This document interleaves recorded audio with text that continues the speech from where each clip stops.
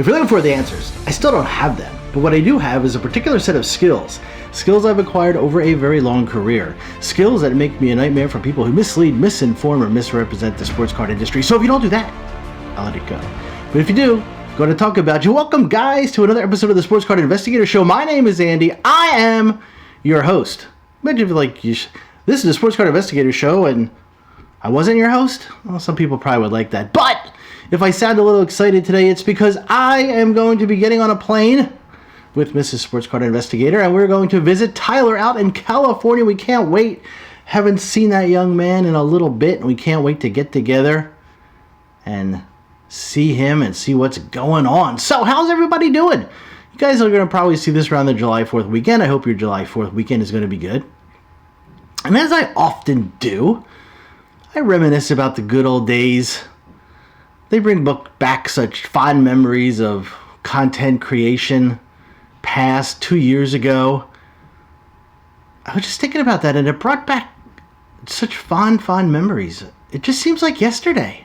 Hey guys, Troy here, back with another video. I have a good one for you guys today. Today I'm going to talk about 3 of the best cards you can buy now for $50. Wow. Guys, I'm pretty jacked. In my first month of investing in sports cards, I've made over $400 of pure profit. Now, that might not sound like much, but the coolest part is I haven't had to receive, pack up, or send off one card. Every single transaction has been with a click of a mouse. Guys, it's me, Andrew. Today I'm going to show you how you yourself can make money in sports cards. Of the best ways to actually make money with sports cards in 2021, in my humble opinion. What's going on? It's your boy Rob Lee from Filth Bomb Breaks, and today we're going to run through a real life example of buying base rookie cards, grading them through PSA, and then selling them on eBay for a profit of 349% return on investment for you financial folks. Today I have an exciting episode where I'll be talking about 6 cards under $300 that you should be buying right now, leading up to the All-Star game next weekend. PSA Collector. What's going on, guys? It's Matt with PSAcollector.com, back with another video. Today's video, guys, low-hanging fruit. Now, I've been picking up a lot of these cards and posting them on my Patreon page, so the prices have gone up a little tiny bit on a lot of these cards. However, there's plenty of options out there, guys, to choose from on these players. I see a lot of potential in these players, and guys, low-hanging fruit, I'm buying dirt cheap. What's up, everybody? Welcome back to the channel. Les Alex here, and today we're going to be talking about 5 basketball cards that I'm going to be targeting during the NBA offseason.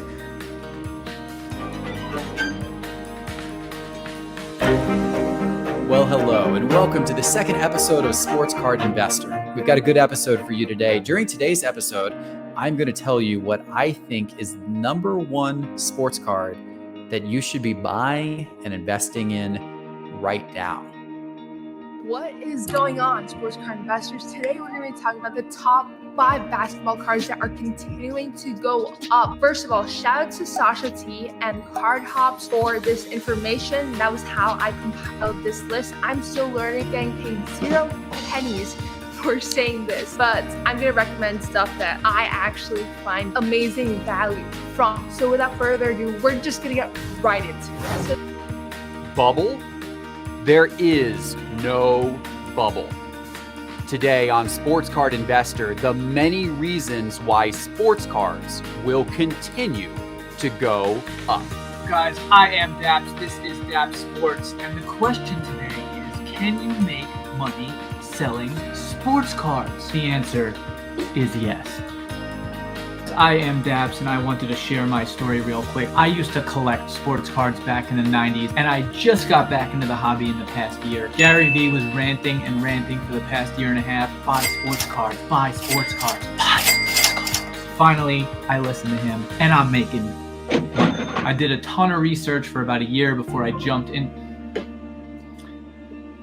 Alexa, clear notification. Yes. So I did a ton of research for about 6 months to a year, and I jumped right into the hobby. I've been buying basketball, baseball, NFL, everything, baby. Those were the days. Oh man, those were the days. Why can't people just tell me what to buy? Oh, I missed that. They were always right. They had the answers. Everything was going up. Everyone was making money. Lots and lots of money. Sadly, a few of the content creators I wanted to highlight and I followed religiously, they're no longer making sports card content. Some have erased their videos completely from the YouTube memory. But they will always live forever in my heart. But the question now, a lot of content creators, a lot of channels, is what's happening in our hobby? Impending recession, inflation, less hype in the hobby, crash, price drops. Where is Gary V when we need him? Gary, the hobby needs you. To me, it's coming back to earth. It's just coming back a little bit. That's great. That's great. The hobby could not sustain where it was. No way, no how. And we knew it, and we talked about it. It's not the same now as it was 3 years ago or 5 years ago. I don't think it ever will be. Things have changed in some respects that I think will never, ever go back. And we could talk about that, and we talked a little bit about that, but we could speak more about that in the future. But let's get onto the bright side of things. It's not all doom and gloom. Forget it. Forget it. If you're looking to buy some cards right now, it's a pretty great time. Pretty good time, to say the least. You know, Ty was at a card show last week, maybe a week or two, depending on when you see this, in California, and he was looking to expand his Tyrese Maxey PC. We were going back and forth on certain cards, and he was able to pick up some cards at a very, very nice price. Dirt cheap, low-hanging fruit. Oh, I missed that guy. The dealers had their cards priced a bit high. Some would not budge. Others were open to dealing, and that was a good sign. It was a great sign. The cards that he picked up were a fraction of what they would have cost 6 months ago, let alone a year ago. Oh, Tyler, stop video. We got to have a discussion. Am I going to be accused of pumping up Tyrese Maxey cards on this video? Who cares? Here's the thing. It doesn't matter what Ty is collecting or what I'm collecting. It just matters what you're collecting. Collect what you like. What do you like? And there are great deals out there. With all that said, I am anxious to see what the National will bring and other card shows. Hopefully the dealers are going to be willing to move their cards at a loss. I know no one wants to say that, but they're going to have to move them at a loss. Let's be honest. The cards, even if they were buying them at a 65 or 70% comp rate 6 months ago, a year ago, forget 2 years ago, they're going to still be selling at a loss.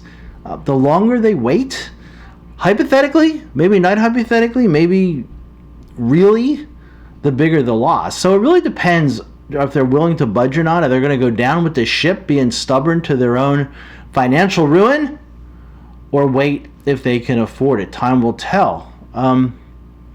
Take advantage of the situation that we're in now, if you can. Some players that I could not get involved in 2 years ago because of the lunacy of these prices, they're getting darn attractive now. Some are close to their 2-year low. Most of the majority are down 60% or more from their high. I'll give you an example. And I'm not saying buy this card. Do not buy this card. In fact, I made 2 videos. Do not buy this card of this particular guy, his Prism and his NBA hoops. LaMelo Ball. And I would say stay away from base normally, but let's just use him as an example.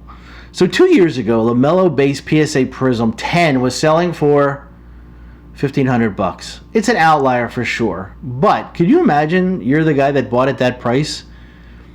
So you buy his raw card for $300, and then you grade him for $300, and then you hopefully sell him for $1,500. It was crazy, but it could work. Wouldn't advise it. A year ago, this card was $1,000, so still was up there. And a few months ago, $400. Now, $150. Some places lower. That's a reduction of 90%. But Andy, don't buy base. I'm not telling you to buy base. This is an example. Price of grading, where the card has been, where the card might go. What is the population? What is the future population? This card has about a 2,200 population. Is it going to get higher? I don't know. It's probably going to get a little higher, but not a lot of people I would hope not a lot of people were grading this card at $150 or $300 grade. If they are, they're sitting on a big pile of loss. And will this card go to $15 or $20 one day? I don't know. It might. I doubt it. but 90% is 90%. And that's just one example. There are tons out there. Just look what you like. You will see things have come down a lot. On the other hand, if you're sitting on a bunch of raw or graded cards and you've been sitting on them for a while, might be a good time to think about selling it, unless you're looking long-term hold where you just don't want to sell, or they're for your PC. I think you might be in a little bit of trouble. Will the cards bounce a bit for basketball when the season starts? Preseason hype, return of Zion. I'm looking forward to that. And I think it may a little bit. How much? I don't know. It's not going to come back as it was 6 months ago or a year, let alone 2 years ago. And I sometimes hear guys saying, hold, it's going to come back. It's not going to come back. Not to where it was. So proceed cautiously. I saw a video from Jeff, Sports Card Investor. That second video, he was kind of low key, right? It was a hello? No, it was nothing. It was kind of low key, Jeff. I like that. But anyway, Jeff did a good video about don't be afraid it's selling at a loss. And another from Hannah, she collects cards, about reevaluating your collection and liquidating some of your cards. I don't disagree. I don't disagree at all. In fact, I agree. It would be the opposite of disagree. And we talked about that in the past. And you're starting to see more and more content creators start to pivot, right? From buy to inflation, recession, stop buy. I saw someplace that they say once they say you're in a recession, you've already been there. Like it's already happened, but we shall see. But I don't know. Proceed cautiously and accordingly. I don't disagree with a lot of what they were saying. But when you think about it, we've come a really long way in the last 2 years. Not full circle, mind you, but a long way. And I want to make this clear. Only buy what you guys can afford. Okay? Don't ever sacrifice anything important for a piece of cardboard. That's just the reality of it. But honestly, it's not a bad time to buy if you have the funds and the means to do it. The economy is affecting everyone, but that doesn't mean we cannot continue to enjoy our hobby. That's why we all did it and do it and did it in the first place. All right, confession time. I watched a lot of Hobby Palooza, and it was good. It was really good. It was a great representation of the hobby and where we are now, where we've been, where we're going. Had a lot of content creators, collectors, historians, couple influencers, all around great stuff. Wesker Griff, Pepino Man, Because I'm Carlos made a surprise to a lot appearance. Filmington, Maiko, Lou Rock. The list goes on. And if you haven't watched, check it out. It's on Bench Clear Media.